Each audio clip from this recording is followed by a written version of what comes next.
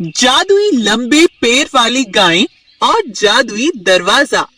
जंगल में सिम्बा नाम का एक शेर अपने परिवार के साथ अपना जीवन व्यतीत कर रहा था। सिम्बा के साथ उसकी पत्नी सरला और उसका एक बेटा शंभू भी साथ साथ रहते थे। उनके जंगल का राजा था एक खतरनाक बड़ा घमंडी बाघ। वह जानवरों पर बड़ा अत्याचार करता था। सारे जानवर राजा बाघ से बड़े परेशान थे, लेकिन बेचारे जानवर उसके सामने बोलने तक की हिम्मत नहीं जुटा पाते थे। एक बार सिम्बा की पत्नी सरला की तबीयत अचानक से बड़ी खराब हो जाती है। उस समय सिम्बा शिकार पर गया हुआ था। अपनी माँ की ये हालत देखकर उसका बेटा शंभू बड़ा परेशान हो जाता है। तब शंभू दौड़ता हुआ अपने राजा बाघ के पास जाता है और कहता है, सुनो बाघ महाराज, मेरी माँ बहुत बीमार है, तुम कुछ करो जल्दी से। पिताजी भी गुफा पर नहीं है महाराज, वो शिकार पर गए हुए हैं। महाराज कुछ करो, मेरी माँ की हालत बड़ी खराब है। तब बाघ शंभू पर बड़बड़ाता हुआ कहता है, अरे अरे चलो यहाँ से, तुम्हारी माँ की तबीयत खराब है, इसमें मैं क्या कर सकता हूँ, जाओ चलो यहाँ से। बाघ शंभू पर बिल्कुल खौफ नहीं खाता और ना ही उसकी कोई मदद करता। शंभू वहाँ से उदास मन से वापस लौट आता है और परेशान होता रहता है। अब मैं क्या करूं? पिताजी भी अभी तक नहीं आए। शंभू यह सोच सोच कर परेशान हो रहा था। तभी आसमान से एक जादुई दरवाजा उतरता है और उसमें से एक गोल्डन शेर निकलता है। वह शंभू से आकर कहता है, बेटा शंभू, तुम परेशान मत हो, मैं एक जादुई शेर हूँ। मैं जानता हूँ तुम बड़े परेशान हो अपनी माँ की वजह से। हाँ जादुई शेर, तुम सही कहते हो, मेरी माँ की हालत बड़ी खराब है।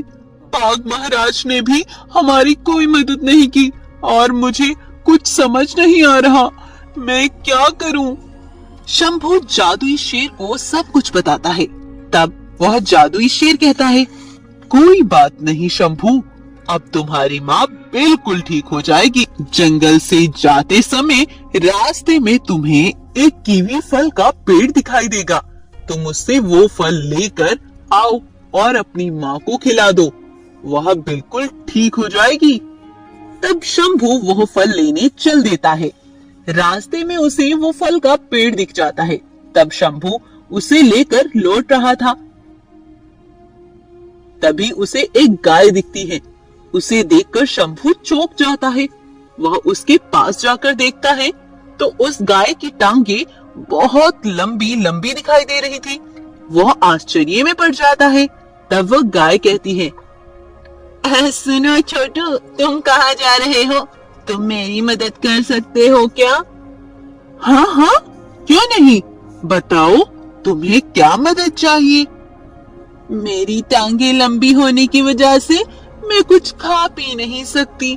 मैं बहुत दिनों से भूखी हूँ। क्या तुम मुझे कुछ हरी घास खिला सकते हो?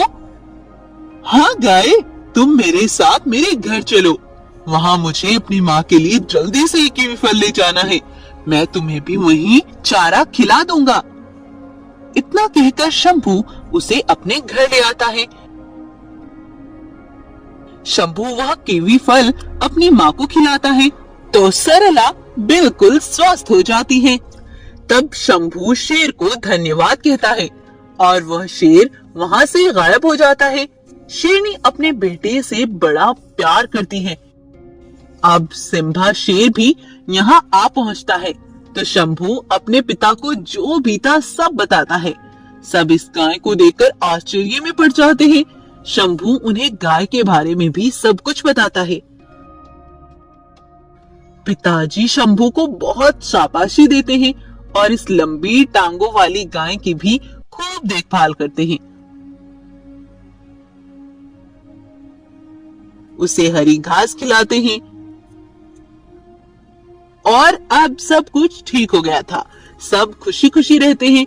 वह गाय कोई साधारण गाय नहीं थी। बल्कि एक जादुई गाय थी। अगले दिन जब तीनों सोकर उठते हैं तो देखते हैं वो लंबे टांगों वाली गाय एक सोने की गाय में बदली हुई थी। यह देखकर सरला, शंभू और सिम्बा सभी हैरान थे। तब सिम्बा अपने बेटे से कहता है, अरे वाह बेटा शंभू, ये गाय तो एक सोने की गाय बन गई। तुमने इस गाय की मदद की थी तो भगवान ने हम सबको इसका फल दिया है। सब बहुत खुश हो जाते हैं। सरला भी खुशी से फूल ही नहीं समा रही थी। वहीं रास्ते से वह बाघ भी गुजर रहा था। वो उस सोने की लंबी टांगों वाली गाय को देखता है तो चौंक उठता है और सोचता है, अरे वाह, ये गाय तो कोई अद्भुत सोने की गाय है। इस गाय को तो मैं यहाँ से ले जाऊंगा और मैं माला माल हो जाऊंगा।